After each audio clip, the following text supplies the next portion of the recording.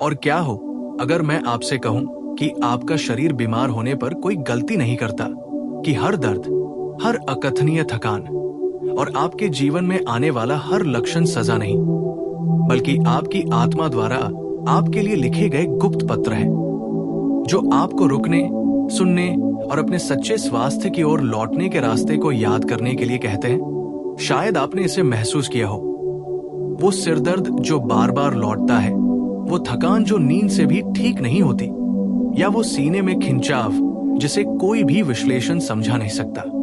हम एक ऐसे समाज में रहते हैं जो हमें इन संकेतों को झटपट उपायों, ध्यान भटकाने वाली बातों या शोर से शांत करना सिखाता है।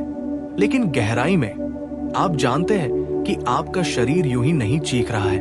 आपका शरीर इसलिए चीख रहा है क्योंकि आपकी आत्मा वर्षों से चुप है। बौद्ध भिक्षुओं ने सदियों पहले इसे समझ लिया था।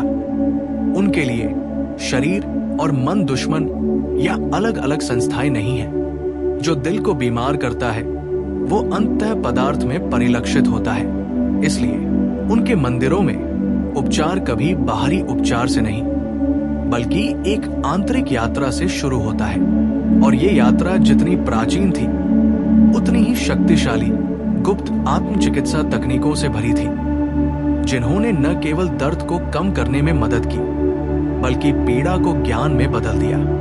आज मैं आपको इन शिक्षाओं के माध्यम से एक यात्रा पर ले जाना चाहता हूं। ये साधारण व्यायाम या विश्राम के तरीके नहीं हैं। ये कुंजियां हैं जो उन दरवाजों को खोल सकती हैं जिन्हें आपने शायद अपने अंदर लंबे समय से बंद रखा है। सच्चे विश्राम का द्वार, क्षमा का द्वार, प्राण ऊर्जा का द्वार और आंतरिक प्रकाश का द्वार। और सबसे आश्चर्यजनक बात यह है कि ये कुंजियां हमेशा से आपके अपने अस्तित्व के मौन में प्रतीक्षा कर रही हैं। आज मैं आपके साथ इनमें से 10 तकनीकें साझा करने जा रहा हूं, और मैं चाहता हूं कि आप इस वीडियो को ध्यान से सुने। ऐसे नहीं जैसे कि ये केवल एक और सामग्री हो, बल्कि ऐसे जैसे कि प्रत्येक शब्द सीधे आपसे कहा गया हो। क्योंकि अगर आप यहां तक पहुंच गए हैं तो ये कोई संयोग नहीं है। आपकी आत्मा लंबे समय से इस संदेश की तलाश में है। लेकिन पहली तकनीक बताने से पहले मुझे आपको कुछ ऐसा बताना है जो आपके अपने शरीर को समझने के तरीके को बदल सकता है। एक पल के लिए कल्पना कीजिए कि आपका शरीर एक प्राचीन मंदिर की तरह है, एक पवित्र स्थान जो यादों, मौन और जख्मों को समेटे हुए है। उस मंदिर का पुनर्निर्माण जल्दबाजी में नहीं, बल्कि उपस्थिति से होता है। और यहीं से भिक्षुओं की पहली गुप्त तकनीक शुरू होती है, सचेतन श्वास। ऋषि कहते हैं कि जो अपनी श्वास पर नियंत्रण कर लेता है वो अपने मन पर नियंत्रण कर लेता है, और जो अपने मन पर नियंत्रण कर लेता है वो अपने जीवन को ठीक कर सकता है। ये सुनने में भले ही आसान लगे, लेकिन वास्तव में यही वो कुंजी है जिसका उपयोग भिक्षु सदियों से महत्वपूर्ण ऊर्जा को खोलने और आंतरिक सामंजस्य स्थापित करने के लिए करते आ रहे हैं। तिब्बत के एक मठ में एक बुजुर्ग गुरु कहा करते थे, जब आप तेजी से और उथली सांस लेते हैं तो आपकी आत्मा सतह पर ही अटकी रहती है, लेकिन जब आप धीरे धीरे और गहरी सांस लेते हैं तो आप अपनी आत्मा के शांत जल में प्रवेश करते हैं। ये अभ्यास सरल फिर भी परिवर्तनकारी है।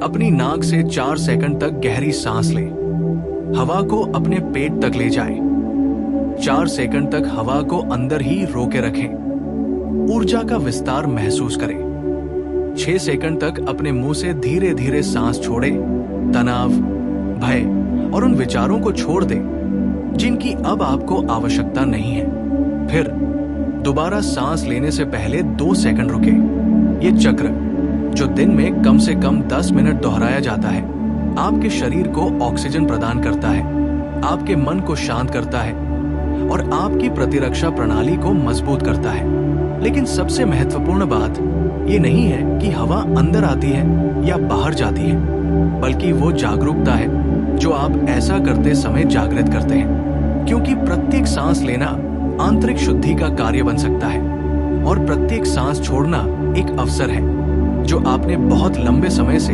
अपने अंदर समेटा हुआ है। कल्पना करें कि हर बार जब आप सांस लेते हैं तो आप प्रकाश, शांति और स्पष्टता को अवशोषित करते हैं। और हर बार जब आप सांस छोड़ते हैं, आपका आंतरिक मंदिर प्रकाशित होता है, वर्षों से छिपी हुई परछाइयों को विलीन करता है।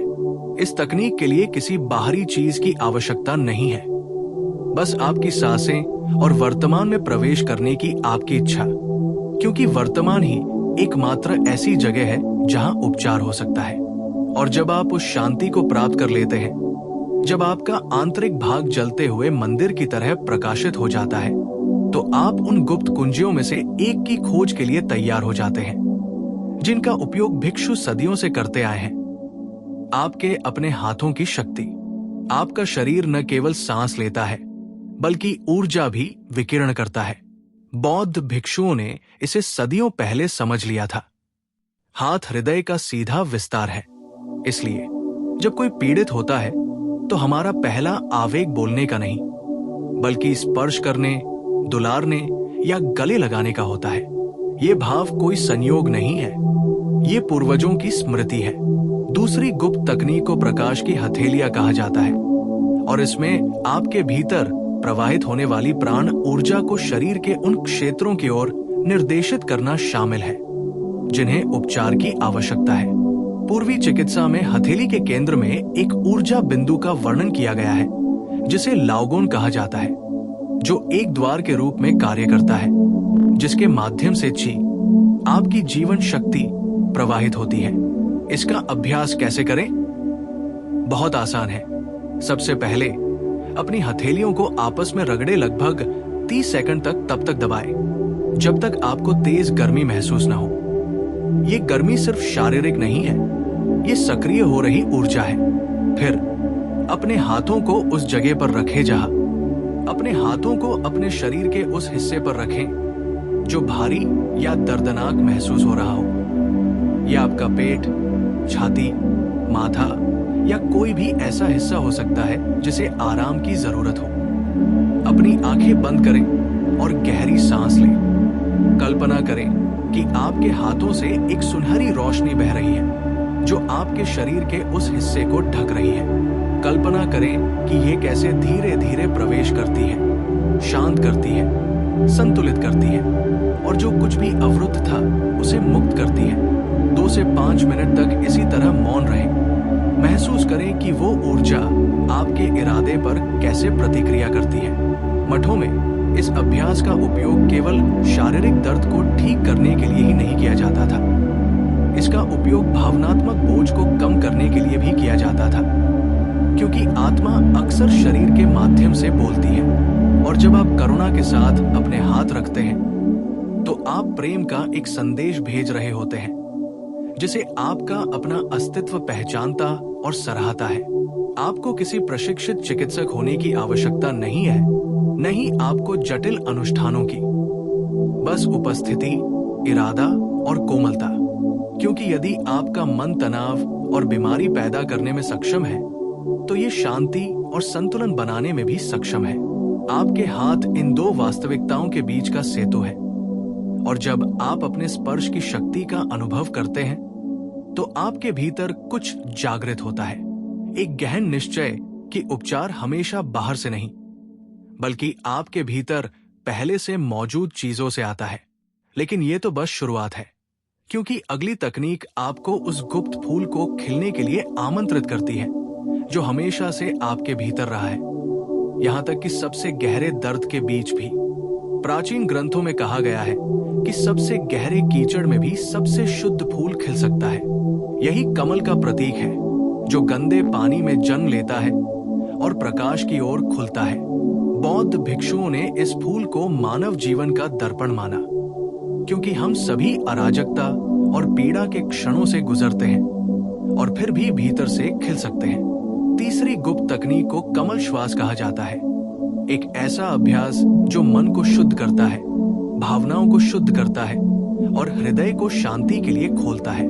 ये सिर्फ एक श्वास व्यायाम नहीं है, ये पुनर्जन्म का एक आंतरिक अनुष्ठान है। शुरू करने के लिए अपनी पीठ सीधी और कंधों को आराम देकर बैठें।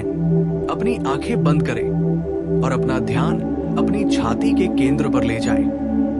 कल्पना करें कि एक छोटी बंद कमल की कली वहां प्रतीक्षा कर रही है। अपनी नाक से गहरी सांस लें, 4 तक गिने और कल्पना करें कि कली खिलने लगी है। अपनी सांस को 2 सेकंड के लिए रोक कर रखें। मानो प्रकाश आपके शरीर की हर कोशिका को भर रहा हो। जैसे ही आप अपने मुंह से धीरे धीरे सांस छोड़ते हैं, कल्पना करें कि कमल पूरी तरह से खिल रहा है। एक कोमल प्रकाश बिखेर रहा है जो आपके पूरे अस्तित्व में प्रवाहित हो रहा है। इसे कई मिनट तक बिना किसी जल्दबाजी के करें। हर सांस के साथ अपने भीतर कुछ छूटता हुआ महसूस करें, मानो आप किसी अदृश्य भार को छोड़ रहे हो जिसे आप बहुत लंबे समय से ढो रहे थे। कई अभ्यासियों का कहना है कि इस तकनीक के बाद वे हल्का और निर्मल महसूस करते हैं, मानो उनके भीतर एक नया स्थान खुल गया हो।